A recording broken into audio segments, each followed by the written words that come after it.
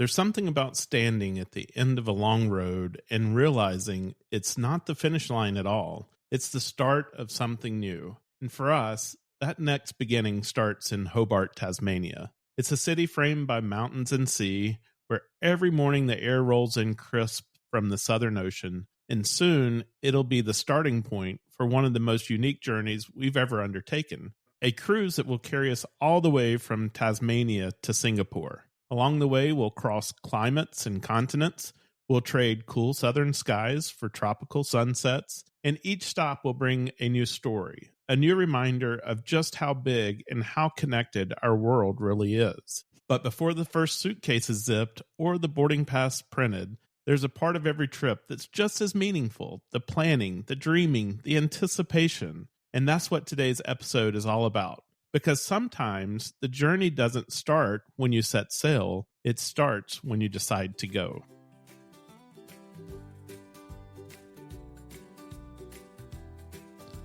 We're Scott and Melissa, the Sunshine Travelers. We're all about exploring the world and sharing the journey with you, whether you're a seasoned traveler, dreaming of your next adventure, or just here for the stories. No matter where you are on your travel journey, we've got firsthand experiences, tips, and plenty of inspiration from some of the most amazing places on Earth. So buckle up and get ready to travel with us.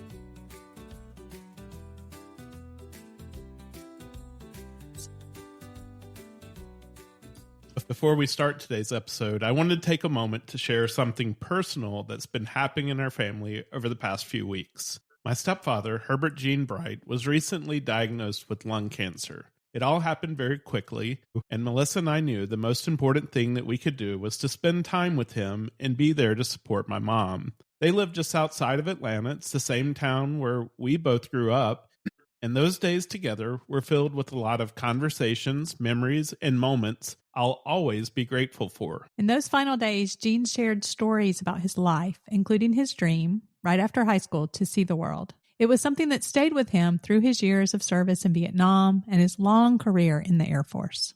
He passed away on Friday, and today we want to dedicate this episode to his memory, to the life he lived, the places he saw, and the curiosity he carried for the world. So this one's for Gene, for his service, his spirit, and the reminder that exploring the world isn't just about travel. It's about seeing life through a wider lens. Today, we're sharing the story behind our next big adventure, a cruise that starts in Hobart, Tasmania, and sails all the way north to Singapore. It's a trip that's been months in the making, one that will take us from cool southern mornings to warm tropical nights. And along the way, we'll share what goes into planning a journey like this, what we're most excited to see in Hobart, and how this trip connects to something deeper for us. When we first booked this itinerary, Hobart honestly wasn't the draw. We were looking at this repositioning cruise and had originally thought we would embark from Brisbane.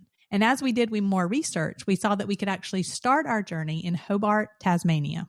Our goal for this journey is to visit both the continent of Australia and, for me, the continent of Asia, before our journey to Antarctica next February. Once we started researching, we realized that Hobart might be one of the most underappreciated little capitals in the world. It's this amazing mix of mountain and sea, framed by Mount Wellington, with a harbor full of fishing boats, art galleries, and cafes. So everything we're seeing is so picturesque. And what I've read, it's a city that really invites you to slow down. You can walk along the waterfront, stop in for a coffee in Battery Point, and it still feels like you're part of something historic, but also real. It's also a perfect opportunity for us to catch our breath after a really long flight and before what's going to be a really long cruise. We're going to be flying from Jacksonville to Atlanta, Atlanta to Los Angeles, and then Los Angeles to Brisbane, and Brisbane to Hobart.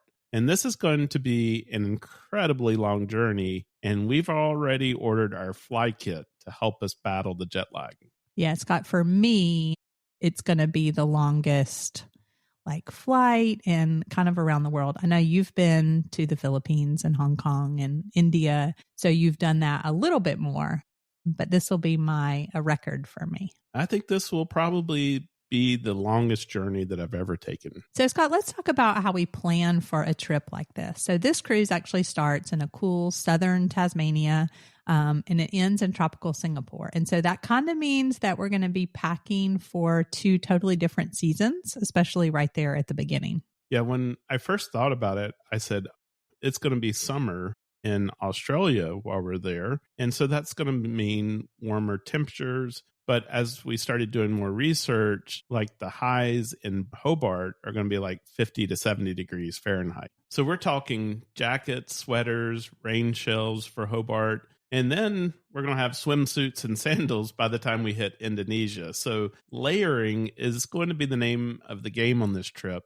And thankfully, this time, we don't have to worry about small planes and weight limitations for our luggage. We normally try to travel with a carry-on only, but we're going to need clothes for multiple climates and almost for a month. So this is probably going to change a little bit about our packing, but I wouldn't say that we're just going to totally change everything.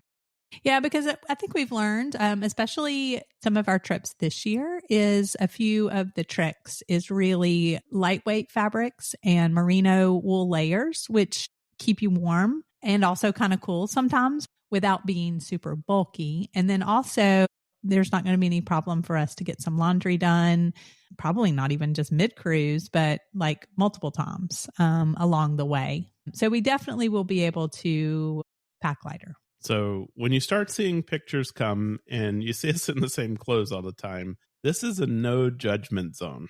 That's right. I really just don't think that you even notice it as much. And because it's a long repositioning cruise, there's a really different rhythm to it. We're going to have fewer days in port. We're going to have a lot more sea days. And this one's also going to be interesting because I'm going to try to take advantage of the many sea days to continue working while we're on the ship.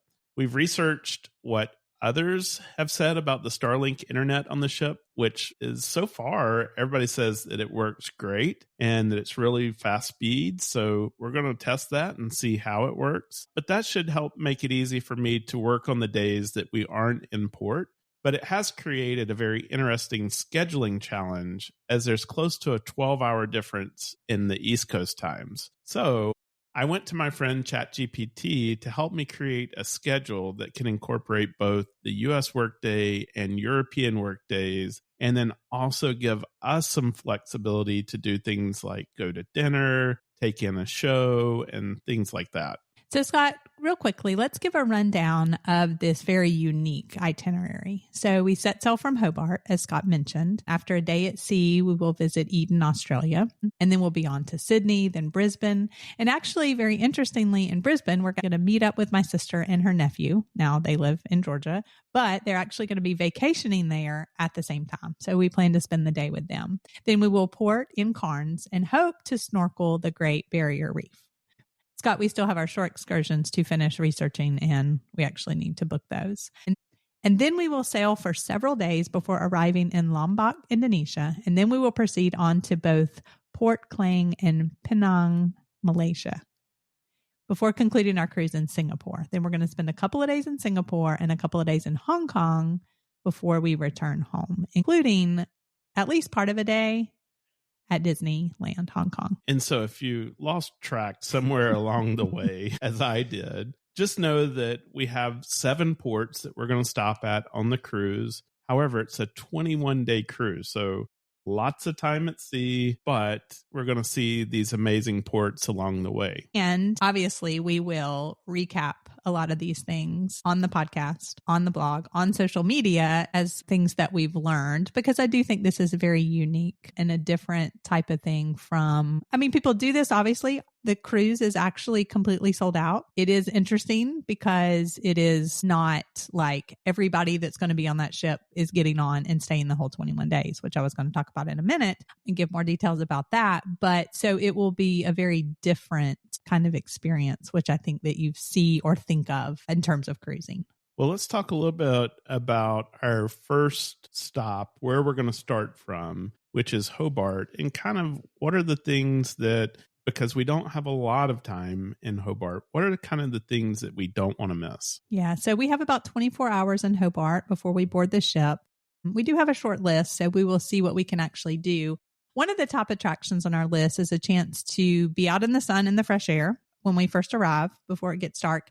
and hopefully see Mount Wellington. We want to be able to try to get up there and see the city from the summit so we can look out across the river, look out across the ocean beyond. If you're ever in Hobart over a weekend, which we had an interesting conversation because dates kind of float around in my head sometimes, but it seems like we might be there on a Saturday. I still am not sure, but you have to check out Salamanca Place. And locals say it's one of the best in Australia. It's full of food stalls, art, live music right along the waterfront. And so maybe we'll have a little while to check it out before we board the ship.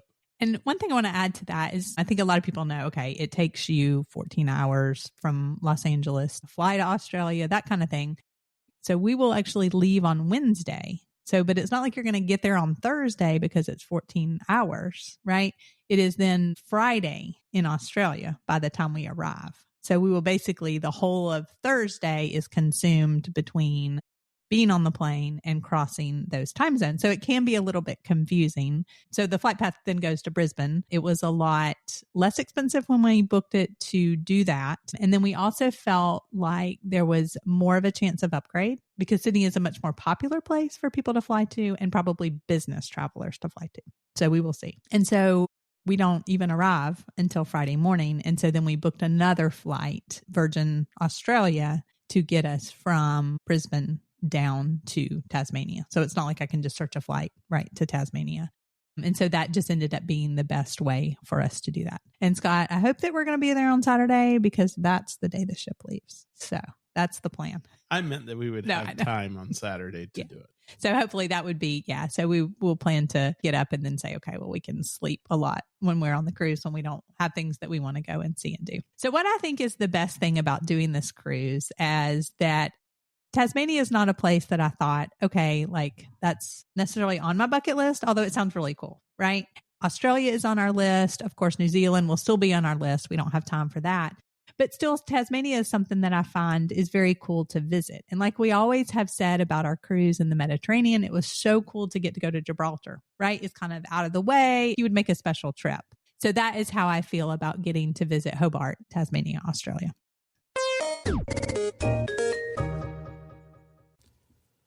Are you looking to plan your next unforgettable adventure? At Sunshine Travelers Experiences, we specialize in helping you create tailor-made travel journeys that turn your vacation dreams into reality. Whether you're craving a relaxing beach escape, an awe-inspiring cultural journey, or a thrilling outdoor adventure, we can help. Why choose Sunshine Travelers Experiences? Personalized itineraries designed just for you, expert travel advice and insider tips, seamless booking from start to finish, exclusive access to top destinations and hidden gems. We also book cruises, all-inclusives, groups, tours, and so much more. If you're unsure where to even start planning that bucket list trip, start by asking us. Then let Sunshine Travelers Experiences handle the planning so you can focus on making the memories. Explore now, sunxtravel.com. If you have any questions, email us info@sunshinetravelers.com. Well, let's now look a little bit ahead because we're going to leave Hobart and our trip is going to take us all the way across and up to Singapore.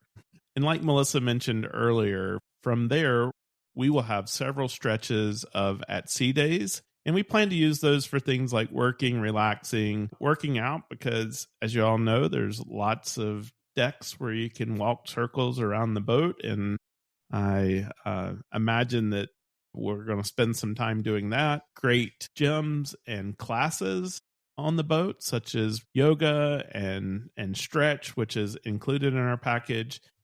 And then we're possibly going to have a chance to see some whales in Eden.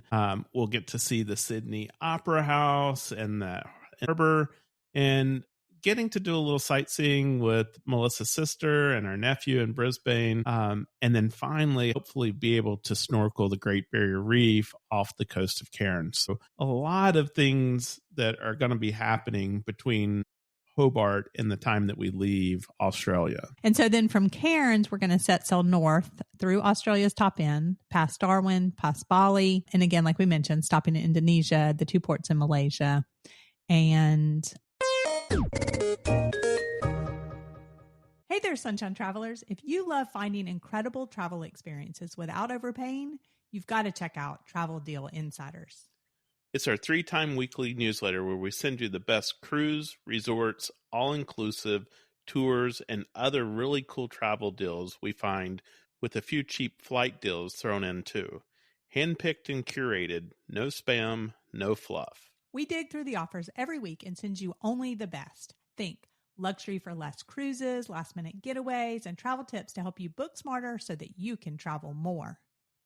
Join now for just $5 a month. That's a savings of $24 a year. Let's be real. Booking just one deal could save you so much. It makes this $5 membership like a total steal. We're talking 50 times, even 100 times, and more the value right back into your pocket.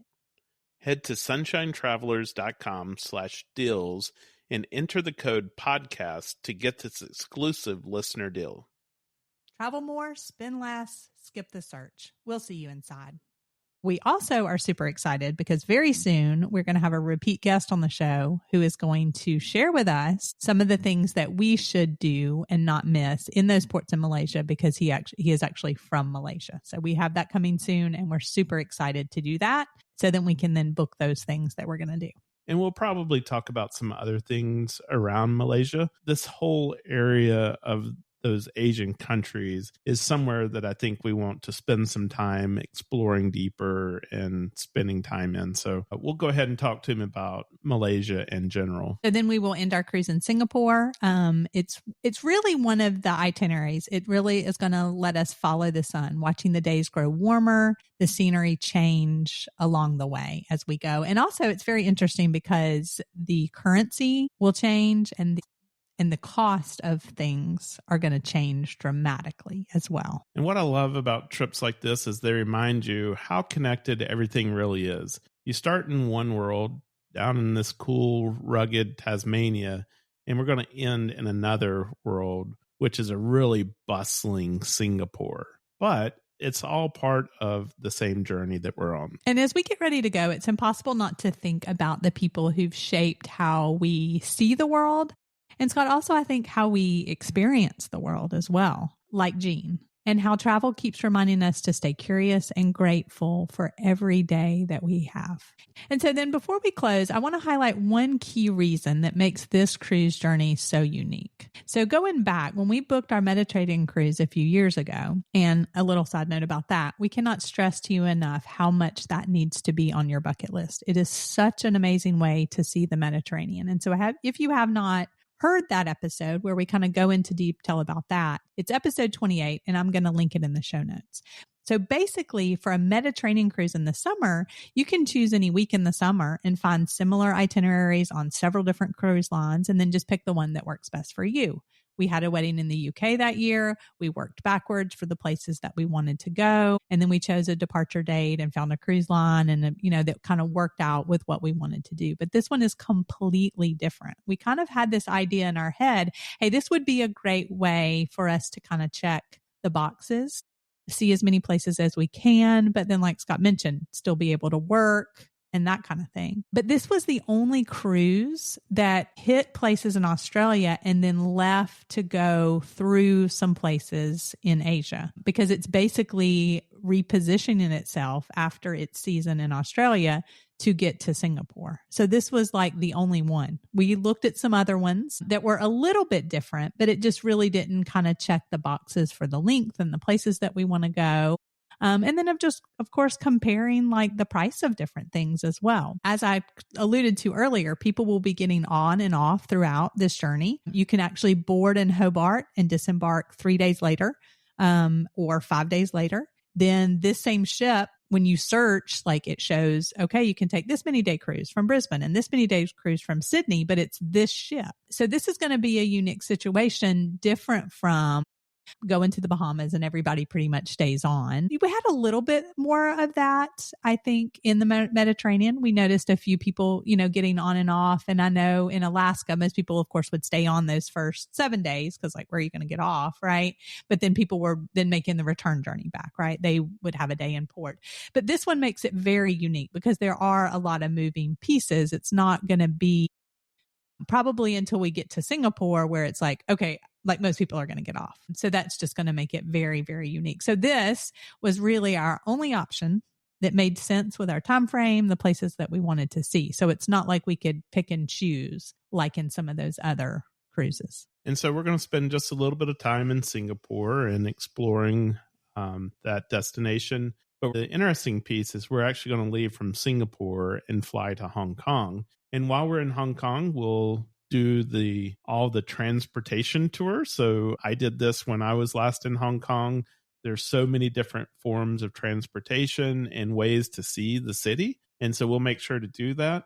But then one of the things that Melissa is really excited about is that we have booked tickets to go to Hong Kong Disney. Doing all 6 parks in the world is on my bucket list. And this will be number 4 for me. And so, yeah. And actually, I didn't even realize it. Scott was like, well, if we do a couple of days there, then we can do that. And really the reason that we're going to do that is because Hong Kong actually is part of a flight path to then get back, home. As I mentioned earlier, it was basically, we did a one-way to Australia. And then we did a one-way going home with a few little ones that we booked on our own. And Singapore to Hong Kong is one of those. That way we can have our own stopover and then continue to make the journey home. So yeah, we're super excited about visiting both of those cities. And it's probably places that we would end up returning to because of a limited amount of time as a part of a different trip. But this will give us a taste of that. Yeah, and much like our trip to Berlin, where the last time I was there was a wall in place before our most recent trip. Same thing with Hong Kong. Last time I was there, it was a British colony, but since then it has been returned to Chinese rule. And so it'll be interesting to see what, if anything, is different about Hong Kong. And so looking forward to it. Every journey reminds us that life is constantly unfolding, one horizon leading to another. From Tasmania's cool mountain air to Singapore's tropical nights, this trip is more than just a voyage. It's a celebration of the moments, the people, and stories that shape our perspective on the world. As we set out on this new adventure, I am reminded of Gene, of his strength, his curiosity, his wish to see more of the world. This episode is for him and everyone who carries that same spark. The desire to keep discovering, to keep saying yes to what is next. So wherever your travels take you, near or far, remember that the world is full of sunshine and surprises. Make 2025 the year that you explore beyond the familiar.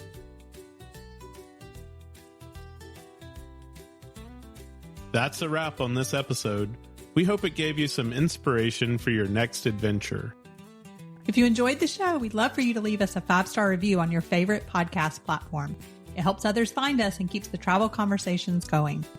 Don't forget to follow or subscribe so you never miss a new episode. And come hang out with us on Instagram or Facebook at Sunshine Travelers Podcast. That's Travelers with 1 L.